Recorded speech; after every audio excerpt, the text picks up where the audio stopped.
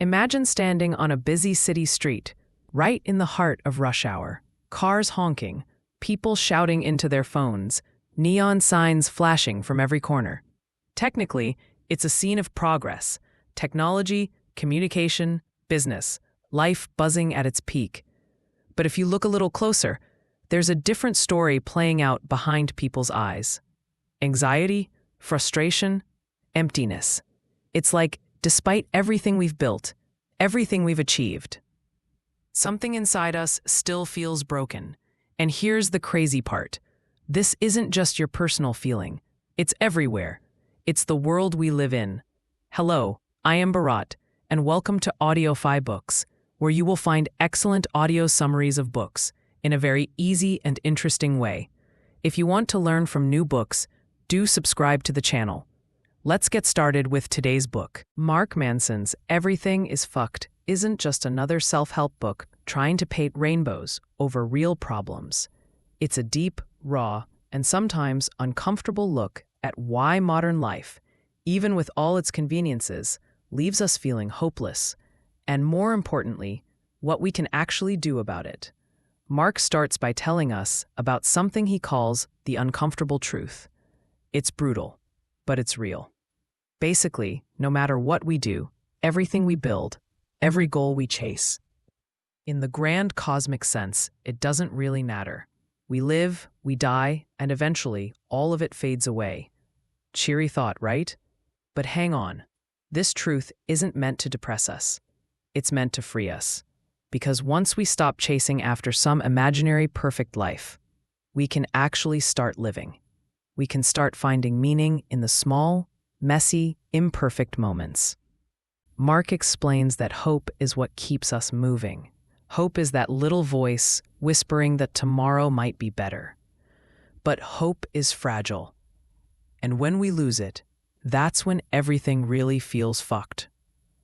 It's not the circumstances outside that break us. It's the collapse of hope inside. He shares a vivid image of how our brains work, calling them the thinking brain and the feeling brain. If you imagine driving a car, the feeling brain is the one actually holding the wheel, making turns based on emotions, instincts, and gut reactions. Meanwhile, the thinking brain is sitting in the passenger seat, furiously arguing, rationalizing every decision the feeling brain makes.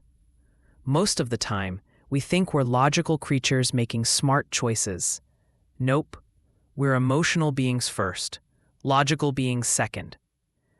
This realization hits hard, doesn't it? Because it explains so much. Why we procrastinate even when we know we shouldn't. Why we lash out even when we know it's irrational. Why we chase temporary pleasures even when we want long-term growth. It's not because we're bad people. It's because the feeling brain is stronger, faster, and way more impulsive than the thinking brain. And if we want real change, we have to stop fighting our feelings and start working with them. Mark dives into how modern society has made everything worse in a weird way. You'd think that having endless choices and comforts would make us happier, but it's the opposite.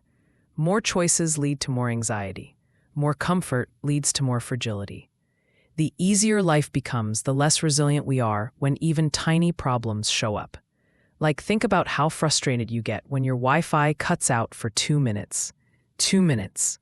It's ridiculous, and yet totally understandable. He uses the example of classic philosophers like Immanuel Kant to show that freedom isn't about having endless options. True freedom is about mastering yourself, about choosing your values, choosing your commitments, and sticking to them, even when it's hard, especially when it's hard. One of the most powerful ideas Mark brings up is the concept of pain as a foundation for hope. It sounds backward at first. Pain, hope, together, but he explains it beautifully. To care about something deeply means you're willing to endure pain for it. You're willing to struggle, to sacrifice, to push through discomfort because it matters. Without pain, there's no real meaning, no real hope. Mark shares a chilling story about the Stoic philosopher Epictetus, who lived his early life as a slave. His master, once twisted his leg until it broke, and Epictetus calmly just said, "Told you it would break."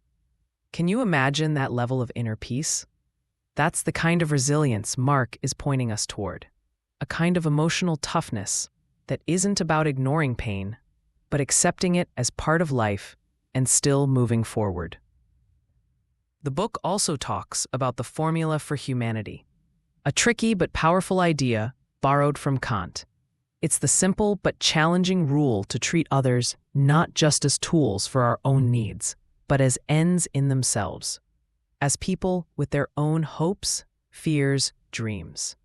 In an age where everything feels transactional, this idea is more revolutionary than ever. Building hope isn't just a personal project. It's a communal one. We find meaning through our relationships, through caring for others, through showing up with integrity, even when no one is watching. Mark doesn't shy away from talking about how modern technology, especially social media, feeds into our worst tendencies. When every click, every like, every notification is designed to give us a dopamine hit, it's like we're living inside a casino designed to keep us addicted. But unlike a casino, it's not just our money we're gambling, it's our attention, our self-worth, our mental health. He brings up the concept of AI overlords, and not in the sci-fi robot takeover way you might expect. He means that algorithms, by constantly feeding us what we want in the moment, are shaping our desires, our emotions, our very selves. And if we're not careful, we end up living lives chosen for us by machine learning models, not by our own conscious values. Throughout the book, there's this underlying current of tough love. Mark isn't here to pat us on the head and tell us everything's fine. He's here to say, yeah, everything's a mess. Now what are you going to do about it? And the answer he offers is beautifully human. We can't fix everything. We can't escape suffering. But we can choose what to suffer for.